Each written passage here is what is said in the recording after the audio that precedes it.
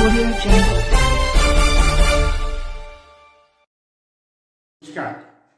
आप देख रहे हैं मशाल न्यूज, जन जन की आवाज, आफताब इरफान के साथ।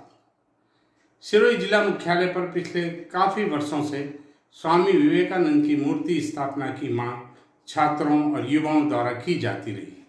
पिछले भारतीय जनता पार्टी के 10 वर्ष के शासनकाल में इसकी स्थापना नहीं हो पाई और अब निर्दलीय विधायक संयम लोढ़ा ने के प्रयासों से पीडब्ल्यूडी कॉलोनी गार्डन में स्वामी विवेकानंद की मूर्ति का आज अनावरण किया गया। इससे पूर्व राम झरोखा मैदान से भगवा में रैली निकाली गई विधायक संयम लोढ़ा के नेतृत्व में, और ये रैली नारों के साथ पीडब्ल्यूडी कॉलोनी पहुंची, जहां विधायक के हाथों मूर्ति का अनावरण किया गया। उसके बाद समारोह को विधायक ने संबोधित किया। चुनावी वर्ष में विधायक के उद्बोधन में सॉफ्ट हिंदुत्व देखा गया। आइए देखें रैली और उद्घाटन और साथ ही सनातन धर्म की व्याख्या से ओतप्रोत विधायक संयम लोढ़ा का उद्बोधन।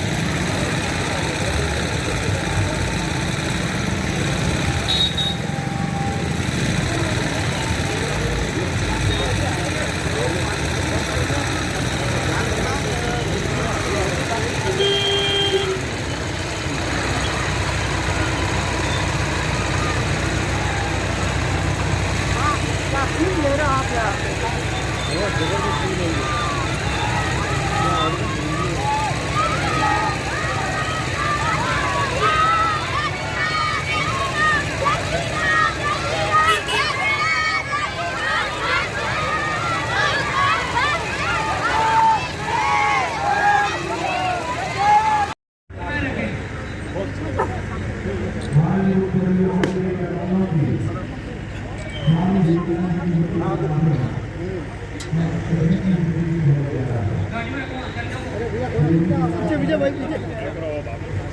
एक में अलग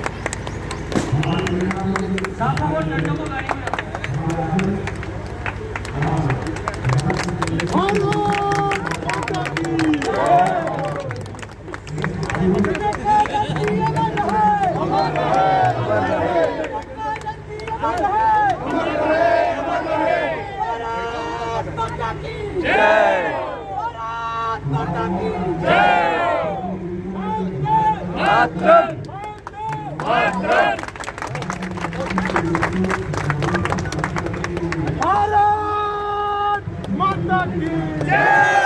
भारत माता की जय। स्वामी विवेकानंद अमर रहे, अमर रहे, अमर रहे। स्वामी जी अमर रहे, अमर रहे, अमर रहे। स्वामी विवेक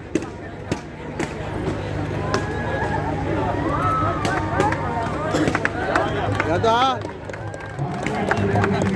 जय श्री राम, जय श्री राम, जय श्री राम, जय श्री राम। तुंडाय गौरी तनयाय धीमहि गणेशाय भालचंद्राय श्री गणेशाय धीमहि एकदंताय वक्रतुंड। आपने अपना समय देकर हम सबको एक आशीर्वाद दिया, एक नया उत्साह दिया, नई ऊंचाइयां दी। स्वामी विवेकानंद न केवल भारतवर्ष बल्कि पूरी दुनिया के नायक है। सनातन धर्म को समझने में हमारा ये जीवन कम पड़ जाता है। जितना हम पढ़ते रहते हैं, सुनते रहते हैं, उतने हम परिष्कृत होते जाते हैं। जब अमेरिका में स्वामी विवेकानंद ने ये कहा, sisters and brothers of America, तो हम सबको समझ जाना चाहिए कि सनातन धर्म क्या है। सनातन धर्म मानव धर्म है। वसुधैव कुटुंबकम, ये हमारा सांस्कृतिक उद्घोष है। सर्वे भवन्तु सुखिनः, सर्वे सन्तु निरामया, सर्वे भद्राणि पश्यन्तु मा कश्चित् दुख भाग भवेत्। ये हमारा कल्याण मंत्र है। भारत सनातन संस्कृति से ओतप्रोत है।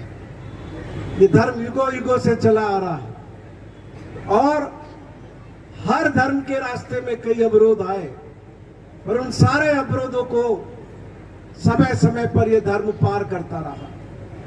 आपको याद होगा कि हमारे भारत भूमि से ही, सनातन धर्म से ही अनेक धर्म निकले, उनका भी प्रभाव हुआ, उनकी भी प्रतिष्ठा हुई। और उस दौर में आदि शंकराचार्य 8 वर्ष की आयु में अपने घर से निकले। पूरे भारतवर्ष की 2 बार उन्होंने पदयात्रा की। चारों दिशाओं में हम जिन पीठ को सुनते हैं, श्रृंगेरी पीठ, द्वारका पीठ, उत्तराखंड की पीठ, उड़ीसा की पीठ, ये सारे उस संत के द्वारा स्थापित पीठ है। एक संत का ये सोच था जिसने धर्म के माध्यम से राष्ट्रीय एकता को मजबूत करने का काम किया। आप उत्तराखंड में जाते होंगे, वहां जो अपने ज्योतिर्लिंग है, वहां के पुजारी कौन है, कहां से आए हुए, और पीढ़ी दर पीढ़ी कहां से आते हैं? केरल से आते हैं। तो ये एक सोच रहा है पूरे देश को एक सूत्र में बांधने का। आपको वो समय भी याद होगा जब देश में मंदिरों पर हमले का दौर चल रहा था, धर्म परिवर्तन सत्ता के बल पर करवाने का दौर चल रहा था, और उसी मुगलों के राज में गोस्वामी तुलसीदास ने रामचरितमानस की रचना की। हिंदी साहित्य के अंदर, जिसको हम भक्ति काल के रूप में पढ़ते हैं, रैदास हो और जितने भी संत महात्माओं के नाम लिए, वो सारे भक्ति काल में हुए। और वो भक्ति काल कौन सा दौर था? जब मुगलों का राज था। तो धर्म की ध्वजा कभी किसी शासन के आगे झुकती नहीं है, कभी रुकती नहीं है। धर्म के तत्व हम ही लोगों में से जन्म लेकर के वापस धर्म को एक नई ऊंचाई प्रदान करते हैं। ये जो स्मारक आज बना है, प्रतिमा लगी है, मैं उन सारे बच्चों को आज धन्यवाद देना चाहता हूं जिन्होंने वर्षों तक इस प्रतिमा की स्थापना के लिए संघर्ष किया। और सिरोही के अंदर तो मैं खास तौर पर रजत सुथार को याद करना चाहता हूं कि जिन्होंने तो एक कमेटी बना दी थी, स्वामी विवेकानंद प्रतिमा स्थापना संघर्ष समिति। मुझे भी ज्ञापन दिया हुआ, हमें भी जगाया हुआ। तो आज मुझे खुशी है कि हम ये आप सबके सानिध्य में स्थापना कर सके, बगल में हम शहीद स्मारक की स्थापना कर सके। हमारी नई पीढ़ी, हमारे बच्चे उन स्थानों पर जाकर के समय समय पर प्रेरणा लेंगे, समाज के लिए समर्पित होने के लिए, देश के लिए समर्पित होने की। ये जो प्रदर्शनी लगाई गई है आपने देखी होगी, ये कल्पेश देवड़ा शिवगंज कॉलेज छात्र संघ के अध्यक्ष होते थे, उन्होंने इसका संयोजन किया है। लेकिन जितने भी लोग आ जाएं तो वो देखेंगे यदि तो उन्हें समझ में आएगा कि स्वामी विवेकानंद का सोच क्या था, वो किस ऊंचाइयों का प्रतिनिधित्व करते थे। उन्होंने खाली सनातन धर्म की पुस्तकें नहीं पढ़ी, उन्होंने धर्मों की पुस्तकें पढ़ी और उनकी प्रिय पुस्तकों में गीता तो थी, लेकिन दूसरी पुस्तक जो उनकी सबसे प्रिय थी वो ईसाई धर्म की लिखी हुई पुस्तक थी। तो उनका सोच देखिए आप, वो सारे धर्मों को मानव हित से प्रेरित मानते थे और ये सोचते थे कि हर धर्म में वो तत्व मौजूद है जिसने दुनिया के कल्याण के लिए काम किया, लोक कल्याण के लिए काम किया। बाकी तो लिखने को तो बहुत लिखा गया है, हम कितना ग्रहण करते हैं उस पर निर्भर करता है। कबीरदास जी जिनको आए दिन हम हर जगह सुनते हैं, भजन संध्या में जाओ, कहीं भी जाओ, वो तो कहते कहते थक गए, लेकिन हम कितने बदलते हैं। पोथी पढ़ पढ़ जग मुआ, भया न पंडित कोय, ढाई आकर प्रेम का पढ़े सो। लेकिन ये प्रेम कितना कम होता जा रहा है, भाई भाई का प्रेम कम होता जा रहा है। आप याद करो, जब रामचंद्र जी जंगल में निकले तो सबरी माता ने एक एक फल खुद खाकर के फिर भगवान को खिलाया। क्यों खिलाया? ये भगवान के प्रति प्रेम था कि कोई फल ऐसा जहरीला न हो कि भगवान को कुछ हो जाए, कुछ हो तो पहले मुझे हो। ऐसे उदाहरण हमें नहीं मिल सकते। जब कौशल्या दशरथ जी के पास गई, दशरथ जी ने रामचंद्र जी को 14 साल का वनवास दिया, तो कौशल्या जी ने सोचा कि राम दुखी होंगे। रामचंद्र जी के पास गई वो, तो रामचंद्र जी ने क्या कहा? मां, पिताजी ने मुझे जंगल का राज दिया है।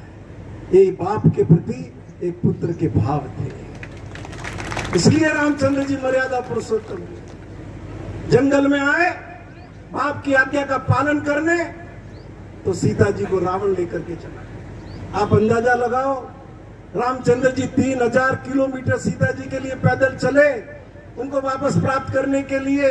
कितना प्यार करते होंगे। हमें कहीं बिगड़ जाए तो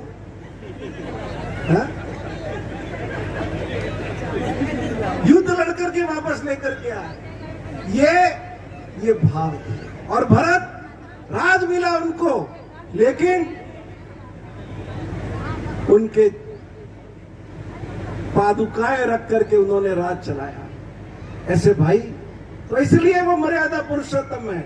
ऐसे पुत्र, ऐसे पति, ऐसे शासक, ऐसे भाई मानव जाति के इतिहास के सबसे श्रेष्ठ उदाहरण है। इसलिए मैं आपको विनती करूंगा, अपने बच्चों को पढ़ाओ, उनको कृष्ण को पढ़ाओ, शिव को पढ़ाओ, रामचंद्र जी को पढ़ाओ। आपके बच्चे अपने जीवन में कभी कमजोर नहीं पड़ेंगे। कैसी आपदा आ जाए, भगवान कृष्ण कहाँ जन्म हुआ था? रेणुका जी जेल में। हम में से किसी का हुआ? उफनती हुई यमुना में टोकरी में डाल करके ले जाया गया, हम में से किसी को ले जाया गया? पूरा जीवन, पूरा बचपन जंगल में पशुओं के पीछे भी घूमते हुए बीता, हम में से किसी का बीता? और कुरुक्षेत्र में जब अर्जुन ने शस्त्र फेंक दिए, तब उनके मुंह से जो वाणी निकली, वो वाणी गीता में बनी। पूरी दुनिया में, पूरी मानव जाति के इतिहास में एकमात्र पुस्तक है गीता, जिसकी जयंती मनाई जाती है गीता। और राधा जी का तो भगवान से कोई सांसारिक संबंध नहीं था, कि था मित्रता थी, प्रेम था। पर हमारे बुजुर्गों ने, हमारे पूर्वजों ने कितना सम्मान दिया, दोनों को मंदिर में एक साथ उठाया। किसी कवि ने लिखा कि राधा तू बड़भागिनी, राधा तू बड़भागिनी, कौन तपस्या कीन, तीन लोग तारण तरन सो तेरे अधीन। मतलब तेरे स्नेह की ताकत में तीन लोग के स्वामी भी तेरे अधीन। तो हमारा सौभाग्य है इस सनातन धर्म की संस्कृति से ओतप्रोत इस भारत भूमि में जन्म लेने का सौभाग्य मिला है। उसको महसूस करो, जो महसूस करेंगे जीवन में कभी निराशा का शिकार नहीं होंगे। और आज इस मौके पर इस शानदार आयोजन के लिए मैं पूरे नगर पालिका परिवार को बहुत धन्यवाद देता हूं। सिरोही शहर के नागरिकों को, सिरोही विधानसभा क्षेत्र के नागरिकों को धन्यवाद देता हूं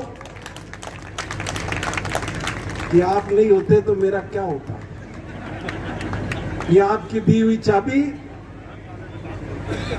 हर सरकार में लगा देता हूं, दिल्ली में भी लगा देता हूं, सिरोही में लगा देता हूं और जयपुर।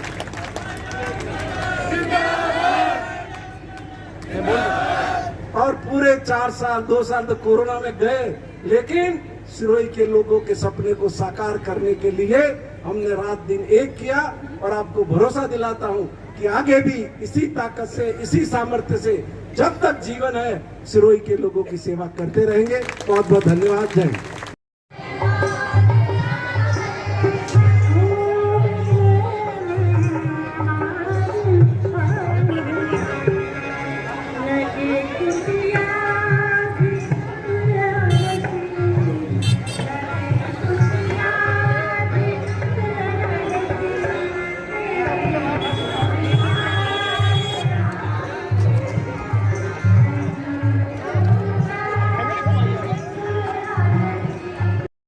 ताज़ा व त्वरित खबरों के लिए हमसे जुड़ें। हमसे जुड़ने के लिए सब्सक्राइब अगर आपने नहीं किया है तो सब्सक्राइब करें, लाइक करें, शेयर करें और खबरों से संबंधित कमेंट्स करें। धन्यवाद।